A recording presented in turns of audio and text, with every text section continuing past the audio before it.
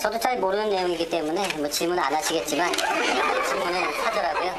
네, 집에서 안 하시겠지만 성공적으로 끝낸 발표. 도움이 될 겁니다. 3주간의 치료를 통해 사람들을 웃게 할 수 있는 여유와 자신감을 되찾은 것이다. 발표를 하게 되면 그 며칠 전부터 굉장히 부담감에 시달렸었는데요.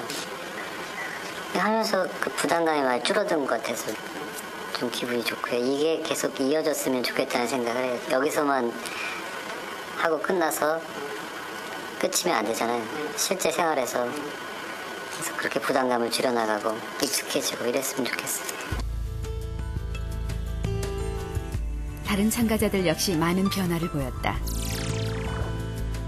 치료 전에 비해 적게는 절반 정도부터 많게는 3분의 1 수준까지 불안도가 떨어진 것이다. 인지행동치료 전후의 뇌 촬영 결과도 긍정적이었다. 불안과 공포의 척도인 뇌의 편도와 전대상회, 그리고 전전두엽의 활성도가 크게 줄어들었다. 실제로 많은 경우는 다 누구라도 겪을 수 있는 그런 불안한 상황인데 그것을 절대로 불안해하면 안 되고 너무 잘해야 되고 당당해야 되고 하는 그런 어떤 비합리적인 생각에서 벗어나시는 것하고, 두 번째는 그런 상황을 회피하지 않는 어떤 행동적인 변화, 그래서 그 상황에서 증상이 나타나는 것을 오히려 보여주고 또 잘 수행한 다음에 그것을 긍정적으로 평가하는 것이 반복이 된다면 웬만한 재발 없이 잘 지내실 수 있을 것입니다. 엘리베이터 공포증 치료도 막바지에 달했다. 선옥이는 오늘 15층짜리 건물의 엘리베이터 타기에 도전하기로 했다.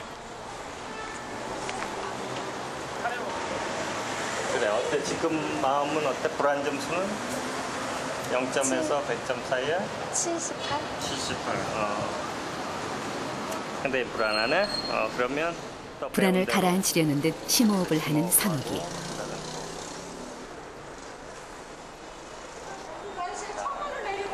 마침내 문이 열렸다. 벽면이 유리로 돼 있어서 공포심이 더할 수도 있는 상황. 불안 점수는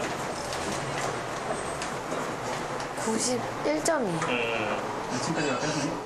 꼭대기까지요. 자, 선옥이 이 창 바깥을 좀 보겠어? 그래. 감은 눈을 쉽게 뜨지 못하는 선옥이. 안전봉을 움켜쥔 손에서도 약간의 두려움이 느껴졌지만 선옥이는 더 이상 예전처럼 주저앉거나 울지 않았다.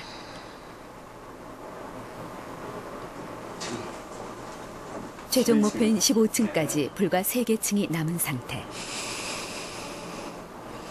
선옥이는 호흡을 조절하며 묵묵히 견뎌내고 있었다.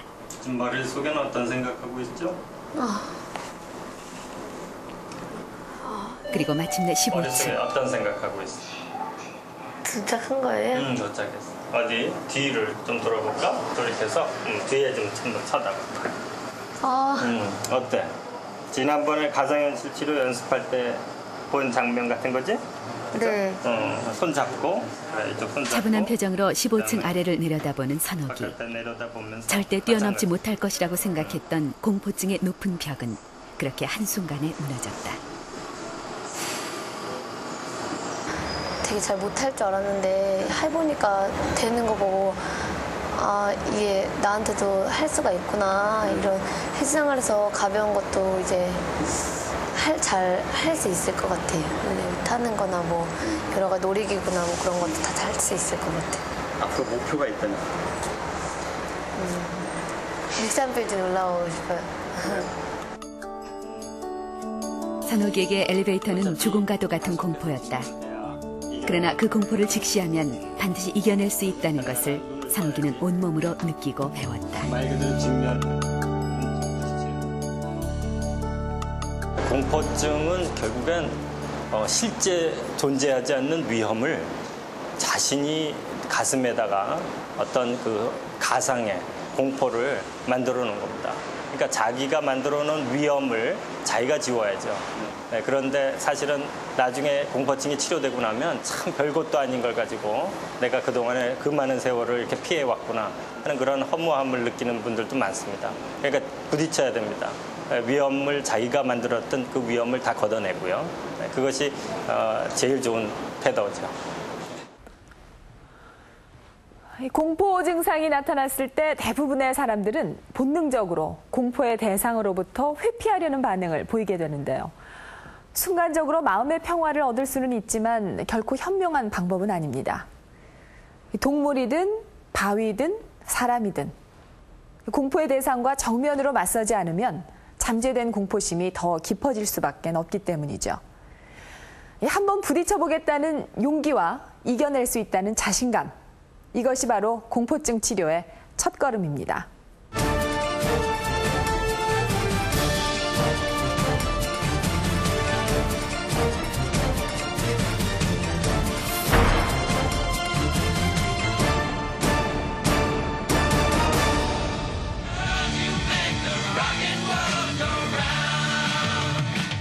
I'm ready. Supersize me. I got my egg McMuffin. That's going to be the first thing right there.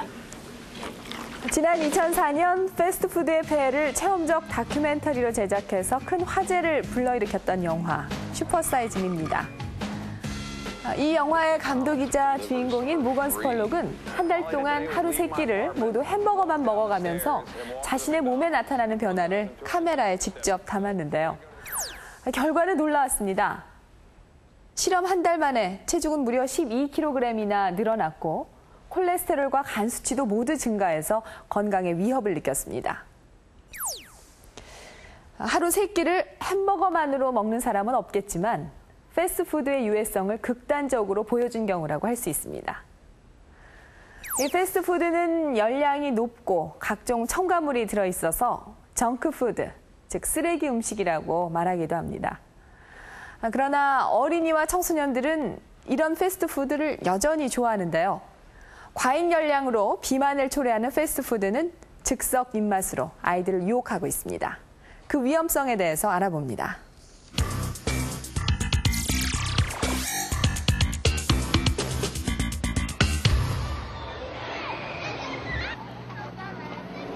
학교가 파는 오후 2시. 친구들과 어울려 집으로 향하는 강호의 발걸음이 바쁘다. 그러나 집으로 가는 도중 강호와 친구들이 들른 것은 패스트푸드점. 햄버거와 콜라는 강호가 가장 좋아하는 간식이다. 체중 조절이 필요한 강호에게 패스트푸드의 유혹은 가장 넘기 힘든 벽이다. 워낙 햄버거 좋아하고 그 고기가 맛있거든요.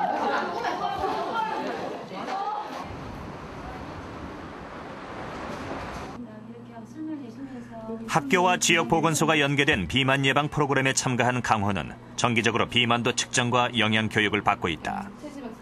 강호가 비만해진 주 원인은 패스트푸드와 탄산음료를 즐겨 먹는 식습관. 강호는 고도 비만 진단을 받았고 콜레스테롤과 중성지방이 높고 고지혈증도 심각했다. 햄버거라든지 피자, 치킨 이런 거를 하루에 한 번 정도는 매일 먹어왔던 게 문제가 되었는데 이제는 식습관을 조금 바꿔서 야채라든지 해조류, 미역김, 다시마 이런 것들을 잘 먹으면서 식사 속도를 천천히 먹을 수 있도록 해주면 좋을 것 같습니다.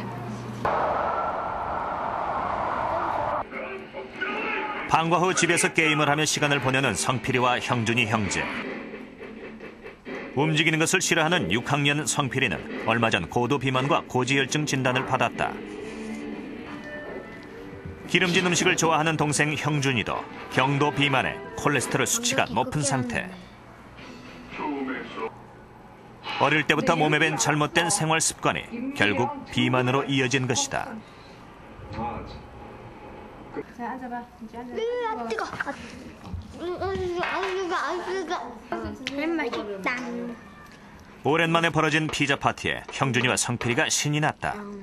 한 번 길들여진 아이들의 입맛을 한꺼번에 바꾸기란 쉽지 않은 일. 큰애 같은 경우에 3, 4인용 피자 한번 시켜서 먹을 때 혼자서 다 먹었거든요. 그래서 저 큰 양을 어떻게 혼자 다 먹을까 할 정도로 굉장히 좋아했을 때도 있었어요. 그렇다면 우리 아이들은 얼마나 자주 패스트푸드를 먹고 있는 것일까? 2006년 한국소비자보호원의 조사 결과 일주일에 2회 이상 라면이나 햄버거 등 패스트푸드를 먹는 아이들은 무려 91.8%에 달했다. 우리의 주식인 한식과 패스트푸드의 가장 큰 차이점은 무엇일까?